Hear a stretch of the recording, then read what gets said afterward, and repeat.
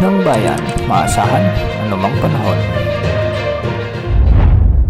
Magandang araw po sa ating lahat. Ngayon ay araw ng Linggo, August 17, 2025 at narito ang latest update sa magiging lagay ng ating panahon sa mga susunod na oras at sa mga susunod na araw. Patuloy pa rin nating minomonitor ang LPA na nabuo sa kanluran ng ating bansa at ngayon ay unti-unti nang lumalayo sa ating kapuluan. Huli itong namataan sa layong 880 kilometers kanluran ng Central Luzon. Sa ngayon, nasa katamtaman ang tsansa nitong lumakas bilang bagyo, ngunit wala na itong direktang epekto sa anumang bahagi ng ating bansa maliban na lamang sa trough o yung extension nito na nagdadala naman ng mga maulap na kalangitan na may mga kalat-kalat na pag-ulan sa bahagi ng Ilocos Region, Zambales at Bataan. Sa mga susunod na araw ay posibleng lumakas ito bilang bagyo at kikilos ito patungo sa may Vietnam o di kaya naman ay sa may Southern China. Samantala, isa pang cloud cluster ang ating minomonitor sa silangan ng ating bansa.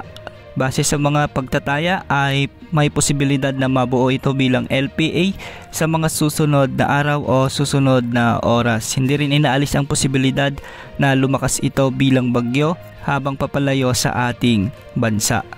Kung sakaling maging bagyo ito sa loob ng ating area of responsibility dahil kikilos ito ng pahilaga papalapit sa Taiwan o Southern Japan ay papangalanan ito bilang bagyong Huaning. Samantala, dahil nga sa trough o extension ng LPA sa kanlurang ng ating bansa, asahan ang maulap na kalangitan na may mga kalat-kalat na pag-ulan sa bahagi ng Ilocos Region, Zambales at Bataan, kaya pinag-iingat pa rin natin ang ating mga kababayan dito sa mga nabanggit na lugar sa banta ng mga biglang pagbaha o pagguho ng lupa. Samantala, habagat pa rin ang nagdadala ng maulap na papawirin na may mga kalat-kalat na pag-ulan at thunderstorms sa Metro Manila, Cavite, Batangas, Occidental Mindoro at Palawan.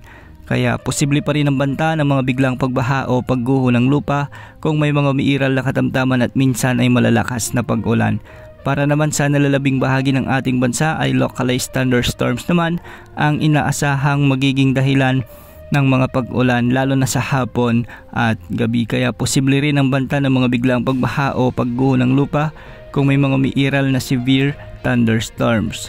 Sa ngayon, walang nakataas na gale warning sa anumang baybaying sakop ng ating bansa at ang mga pag-alon sa kanlurang bahagi ng Luzon ay posibleng umabot hanggang 2.5 meters. Sa nalalabing baybay ng bansa, posible ang mga pag-alon hanggang 1.8 meters. Yan muna ang latest update sa lagay ng panahon. Ito po ang weather update ng bayan, maasahan anumang panahon.